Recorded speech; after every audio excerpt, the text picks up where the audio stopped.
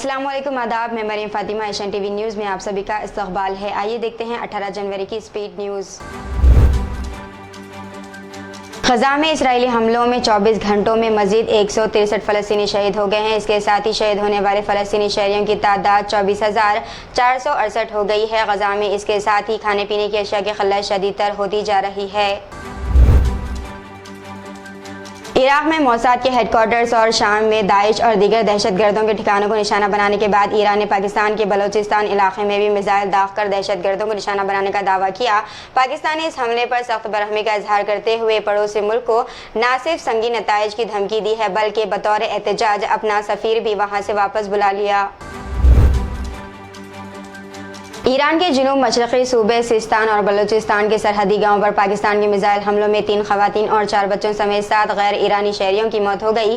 Deputy governor Ali Raza और सूबाई कानून नाफिज करने वाले इदारों ने ये इत्तला दी है।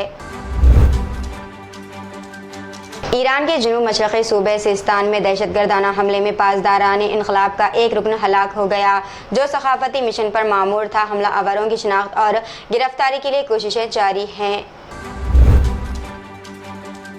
दिल्ली के वज़ीर आला अरविंद केजरीवाल ने कहा है कि वो 22 जनवरी के बाद अहल खाना के हमरा राम मंदिर का दौरा करेंगे। इन्होंने रिपोर्टर से बात करते हुए कहा कि मुझे एक ख़त मौसूल हुआ है जिसमें कहा गया है कि सिक्योरिटी वजूहात की बिना पर सिर्फ एक ही शख्स को राम मंदिर की इफ्तिताही तक़रीब में शिरकत की इजाज़त होगी।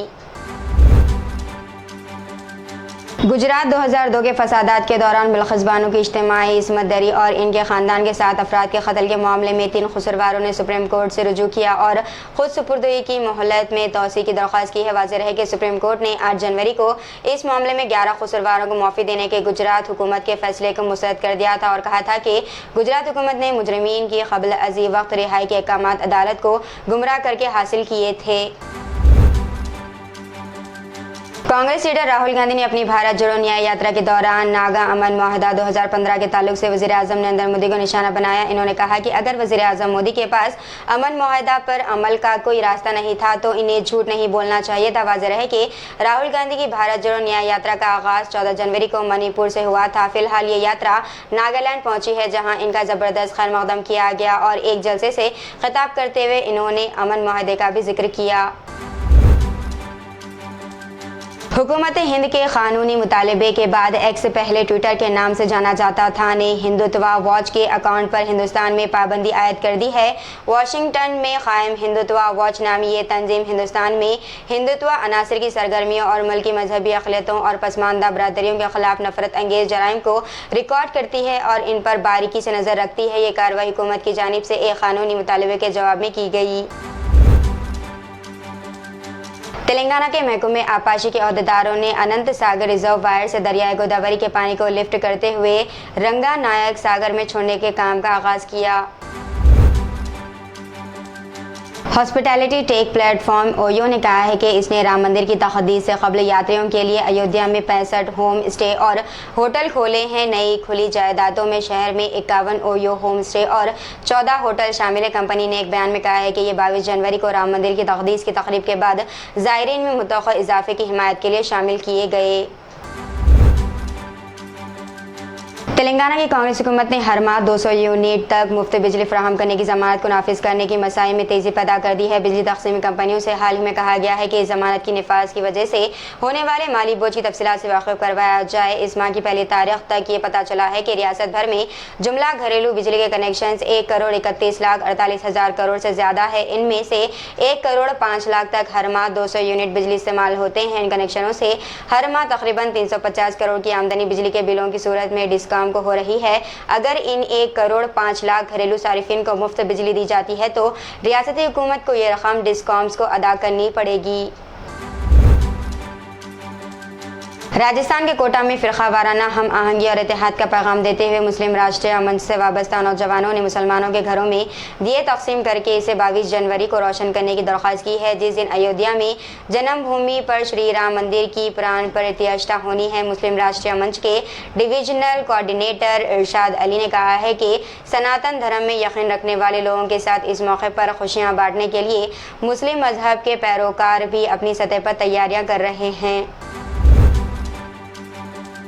वजीर शहरी हवाबाजी ज्योतिरादित्य सिंधिया ने शहर हैदराबाद के बेगमपेट एयरपोर्ट पर विंग्स इंडिया शो का आगाज किया। विंग्स इंडिया एशिया का सबसे बड़ा शहरी हवाबाजी का शो है, जिसके जरिए नए तैयारे शहरी हवाबाजी की सरगर्मियां, सनअतों और सयाहत के शोबे में हवाई बेशरफ्त को उजागर किया जा रहा है। बाप की जानिब से बेटे की सरजनिश करने पर बेटे ने फांसी ले ली। ये वाक़ा तेलंगाना के जिले मंचिरियाल के गांव में पेश आया। पुलिस ने बताया कि सुधाकर का इकलौता बेटा योसागर इंटरमीडिएट का तालिब इल्म था, जो 1 माह से कॉलेज नहीं जा रहा था।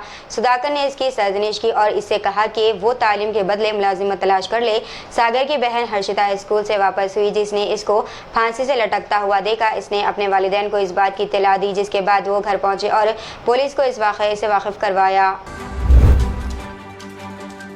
रैपिडो से लैपटॉप मंगवाना एक नौजवान को महंगा साबित हुआ, क्योंकि रैपिडो बाइक वाले ने लैपटॉप वापस करने के लिए रकम तलब की। रकम की अदम अदायगी पर इसने लैपटॉप के डाटे को हज़फ करने का इंतबाह दिया। नौजवान की शिकायत पर पुलिस ने रैपिडो बाइक वाले को गिरफ्तार करते हुए रिमांड कर दिया। यह वाक़या हैदराबाद के मासाब टैंक इलाके में पेश आया है। हालत नशे में गिर पड़ने के नतीजे में 2 अफराद की मौत हो गई। यह वाक़ा तेलंगाना के ज़िले पेद्दापल्ली के गोदावरी खनी में पेश आया। महलूकिन की शिनाख्त NTR नगर के M रमेश और अडागुट्टापल्ली के नवीन के तौर पर की गई है। शराब पीने के बाद दोनों अचानक नीचे गिर पड़े। मुकामी अफराद ने इन्हें सरकारी अस्पताल पहुँचाया, ताहम डॉक्टर्स ने मुआयने के बाद इनको मुर्दा करार दिया। रमेश के पसमानदगान में बीवी, बेटा और बेटी है। नवीन गैर शादीशुदा है। पुलिस ने इस सिलसिले में मामला दर्ज करके जाँच शुरू कर दी। हैदराबाद के हयात नगर में पेश आए सड़क हादसे में लिफ्ट मांगने वाला लड़का और स्कूटी चलाने वाला शख्स हलाक हो गया।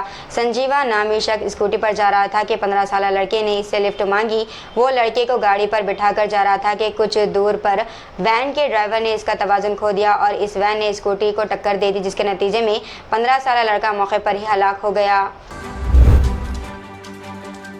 कुत्तों के हमले में एक लड़का शदीद जख्मी हो गया। यह अफसोसनाक वाक़ा मेदक टाउन में पेश आया है। मेदक टाउन के जमी कुंटा कॉलोनी का 4 साला शेख तैमूर को चारशंबे की रोज़ उस वक्त कुत्तों ने हमला कर दिया जब वो मकान के सामने खेल रहा था। कुत्तों के हमले में लड़का शदीद जख्मी होने की वजह से इसे घर वालों ने मेदक के सरकारी एरिया अस्पताल ले गए और बेहतर इलाज के लिए हैदराबाद मुंतकिल किया गया। मुकामी लोगों ने तशवीश का इजहार करते हुए कहा कि अवामी नुमाइंदों और हुकाम को कुत्तों को काबू करने के लिए कई मरतबा नुमाइंदगी की गई, लेकिन कोई फ़ायदा नहीं हुआ। मुकामी लोगों ने हुकाम से वाक़े के खिलाफ कार्रवाई का मुतालबा किया। तेलंगाना हाईकोर्ट में रियासती हुकूमत की जानिब से RTC बसों में खातून मुसाफिर को रियासत भर में मुफ्त सफ़र की सहूलत फराहम करने के खिलाफ एक मफाद आमा की दरख्वास्त दाखिल हुई है। हैदराबाद के नागुल के रहने वाले एक खानी मुलाजिम A हरेंद्र कुमार ने हाईकोर्ट से दरख्वास्त की है कि वो मुफ्त बस सफ़र से मुताल्लिक़ जारी GO 47 को मुअत्तल कर दिया जाए। दरख्वास्त गुजार ने कहा है कि रियासती हुकूमत को इसकी बसों में ख़वातीन को मुफ्त सफ़र फराहम करने की सहूलत देने का कोई इख्तियार नहीं है, क्योंकि इससे मर्द और खातून मुसाफिरीन में इम्तियाज़ होता है, जो दस्तूर की खिलाफ वर्जी होगा। 8वीं जमात की तालिबा पर टीचर ने जिनसी हमला किया, जिसकी शिकायत मुतासरा के बाप ने पुलिस से की है। ये वाक़या आंध्र प्रदेश के ज़िले पालनाडु में पेश आए। तफसीलात के मुताबिक इस वाक़े के जिम्मेदार टीचर के खिलाफ कार्रवाई करने का मुतालबा करते हुए मुतासरा के रिश्तेदारों ने इलाके में एहतजाज किया, जिसके नतीजे में कशीदगी देखी गई।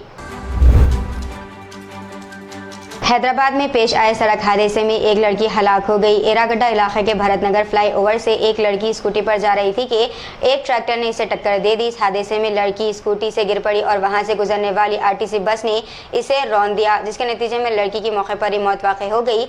महलूक लड़की की शिनाख्त 26 साला सुनीता के तौर पर की गई है। वो कुकटपल्ली हाउसिंग बोर्ड इलाके में रहते हुए एक खानगी इदारे में काम कर रही थी। पुलिस ने इस मामले में केस दर्ज करके छानबीन शुरू कर दी। बोधन के साबिक MLA आमिर शकील को अपने बेटे राहिल शकील के कार हादसे को छुपाने की कोशिश करने और मुत्तहदा अरब अमारात यानी कि UAE फरार होने में मदद करने के इल्ज़ामात का सामना है। ये वाक़या उस वक्त पेश आया जब राहिल ने दिसंबर 2023 में प्रजा भवन के करीब अपनी कार को रुकावटों से टकरा दिया। इब्तदाई तौर पर एक पुलिस इंस्पेक्टर को मुबैना तौर पर राहिल की सूरत हाल को छुपाने में मदद करने पर भी मुअत्तल कर दिया गया है। बाद में राहिल मुबैना तौर पर दुबई फरार हो गया और इब्तदाई मुलजिम के तौर पर किसी और का नाम लिया गया। अडानी ग्रुप की जानिब से तेलंगाना में 12,400 करोड़ रुपए की सरमायाकारी का ऐलान करने के एक दिन बाद भारत राष्ट्र समिति के लीडर KT रामाराव ने इल्ज़ाम लगाया कि कांग्रेस की क़यादत वाली तेलंगाना हुकूमत भारतीय जनता पार्टी के हुक्म पर अडानी के साथ काम कर रही है।